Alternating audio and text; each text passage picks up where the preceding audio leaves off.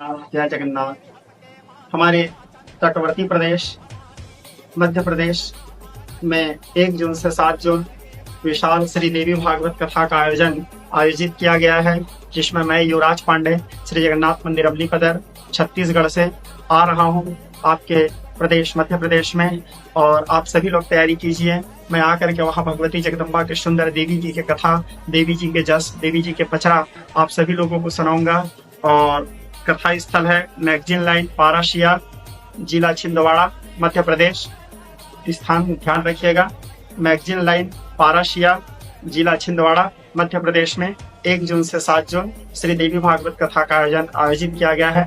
आप सभी लोग अधिक से अधिक मात्रा में, समस्त सनातनी प्रेमी, समस्त धर्म बंधु, आप उपस्थित होकर के जगदम्बा के पावन पुण्यमयी कथा श्रवण कर अपने जीवन को कृत्य करें।